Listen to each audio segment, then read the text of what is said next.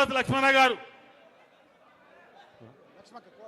Khoa MLA గారు, Aashirvaad MLA khoa Lakshmi గారు, మన బాల్క సుమన్ గారు మాట్లాడతారు. బాల్క సుమన్ గారు.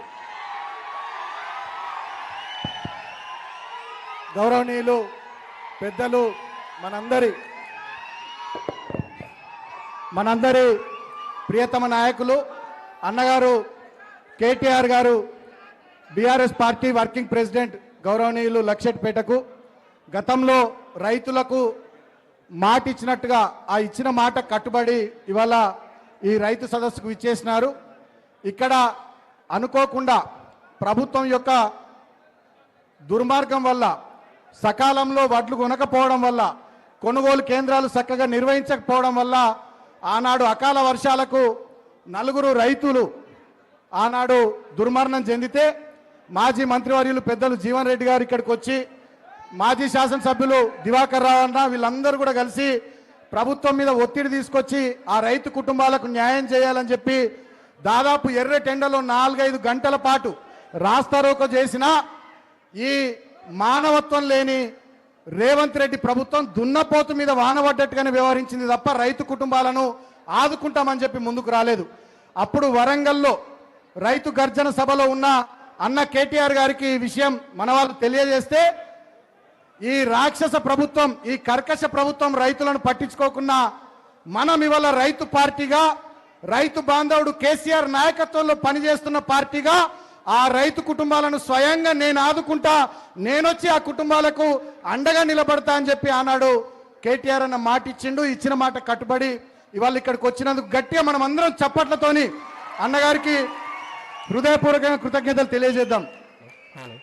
నేను 2-3 విషయాలే మాట్లాడతా, ఎక్కువసేపు మాట్లాడను. పెద్దలు చాలా విషయాలు మాట్లాడతారు. మీ అందరికి కూడా తెలిసి ఇవాళ ఏం జరుగుతూ ఉందో రాష్ట్రంలో. రేవంత్ రెడ్డి లేచినా, పన్నా, ఉన్నా, కిందికి చూసినా, మీదికి చూసినా, పక్కకు చూసినా ఆయనకు కేటీఆర్ అని కనబడుతున్నాడు తప్ప ఇంకొకరు కనబడతలేరు. ఇవాళ రేవంత్ రెడ్డి ప్రభుత్వానికి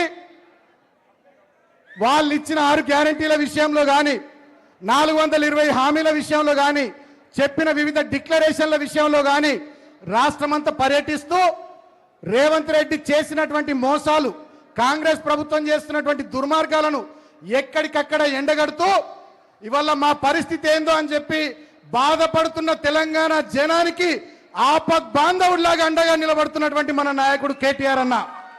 మొన్న మీరు చూసిర్రు, వరంగల్లో రైతు డిక్లరేషన్ పేరిట కాంగ్రెస్ మోసం చేస్తే రైతుల పక్షాన అక్కడ నిలబడి గర్జించిండన్న. సంవత్సరానికి 2 లక్షల ఉద్యోగాలని చెప్పి నిరుద్యోగులను మోసం చేస్తే మొన్ననే సరూర్ నగర్ లో నిరుద్యోగుల గర్జన పెట్టి రేవంత్ రెడ్డి సర్కార్ మీద సమరశంకం పూరించిండు మన కేటీఆర్ అన్న. సమస్య ఏదైనా, సందర్భం ఏదైనా 2.5 సంవత్సరాలుగా అలుపెరగకుండా పోరాటం చేస్తా ఉన్నాడు.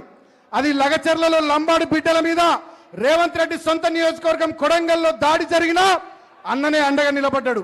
హైడ్రా పేరిట హైదరాబాద్ లో పేదల ఇండ్లు కూలగొడుతూ రేవంత్ రెడ్డి రాక్షస ఆనందం పొందుతూ పెద్దలకు, గద్దలకు హైదరాబాద్ లో భూముల్ని తాకట్టు పెడతా ఉంటే హైడ్రా పేరిట ఇండ్లు కోల్పోతున్న పేదలకు నేనున్న అన్నగా అంటూ అండగా నిలబడ్డాడు మన అన్న కేటీఆర్ అన్న.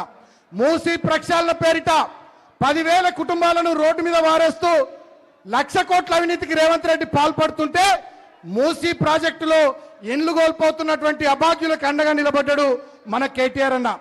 హైదరాబాద్ సెంట్రల్ యూనివర్సిటీలో కంచెగచ్చ బౌలి భూముల విషయంలో ఆనాడు రేవంత్ రెడ్డి ప్రభుత్వం దుర్మార్గంగా అక్కడి విద్యార్థుల మీద లాఠీ చార్జ్ చేసి కేసులు పెట్టి దాడులు చేస్తూ ఉంటే హైదరాబాద్ సెంట్రల్ యూనివర్సిటీ విద్యార్థులకు అండగా ఆనాడు నిలబడ్డాడు మన కేటీఆర్ అన్న.